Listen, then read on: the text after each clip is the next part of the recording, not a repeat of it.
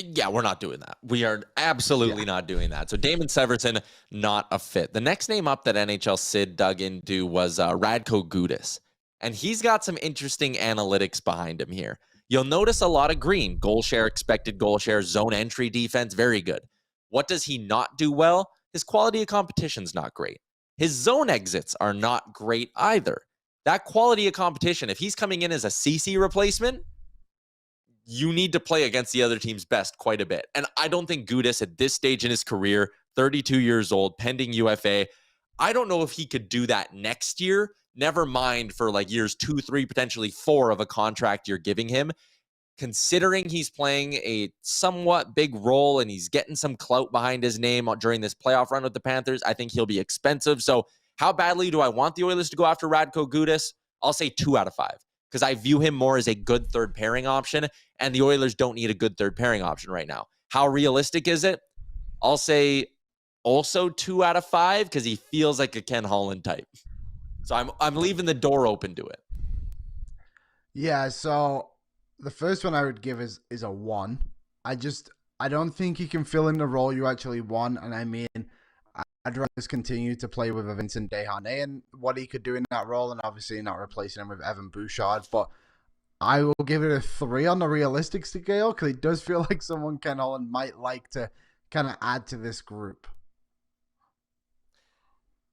Tyler Mulick, his next contract is going to look like the good Branson contract. I think some GM will convince themselves to give Radko Gudas 4x4 or 4x3.5. And I want zero part in that. I don't want to touch that at all. The next name our pal NHL Sid looked into was Scott Mayfield. And this one is fascinating, again, when you look at the numbers. Not good on zone exits. That is a big concern here. His impact on goal share is low, but his impact on expected goal share is high. And here's the line from NHL Sid. 1, Mayfield is a player that's gained a lot of trust from his coaches, playing a higher portion of his time on ice against elite competition than various defensemen like Makar, Hedman, Slavin, Fox, and so on. Again, not implying he's at their levels, but displaying the level of difficulty he's got to go up against. He adds that his goal differential is low, but the primary reason is the lack of offensive talents and finishers in Long Island. He comes to a team like Edmonton that scores a ton. That number should go up. Scott Mayfield on a level of 1 to 5 in terms of how bad I want him on this Oilers team, 5 out of 5. Give me this guy on the Oilers all day long. Realistic, because he's a free agent and I feel like there will be a lot of teams that want to take a run at this guy, I'll say 2.5 out of 5 just because I'm worried about being able to afford the guy. Yeah, I'm with you on the 5 as well, Tyler. I think this is a guy that would fit perfectly right there next to Darnell Nurse on the top pairing, a guy who's had to be relied upon for a while now in Long Island. But realistically, I think I give this like a 2. I think he's going to want to get some money in his pocket after what he's been paid the last few years. And I got a feeling one of those middle of the pack teams who wants to take the step is going to probably invest in him rather than the Oilers would. He's also a St. Louis native, so there is the idea of, okay, does an American, will he? You always need to keep an eye on that. But Liam, does the chances Ken Holland loves this guy go up when I tell you the fact he's 6'5"? I mean, he hits the criteria. Yeah? 6 foot or taller is a Ken Holland man. Yeah.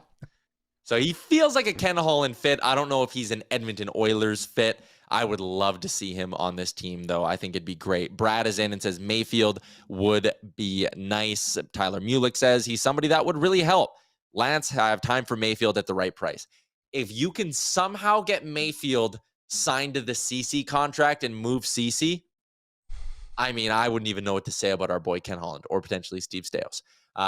We keep needing to add in that caveat. Let's go to the next D-man here up on NHL Sid's list. This one would have to be a trade piece, and it's Brandon Carlo, who's got 5 more years left with an AAV of $4.1 million.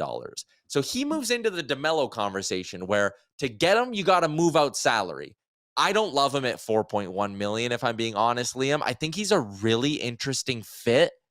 The numbers there look good. Quality of competition may be a little bit low, but he's young, 26 years old, so I'd want to buy on the upside. I don't think the Bruins take back Kyler Yamamoto or Cody Ceci in this deal, though, because if they move Carlo, and they will have no problem moving Carlo, I believe that. They want to move Carlo so they can save money to sign other pieces, right? They maybe want to bring back Tyler Bertuzzi.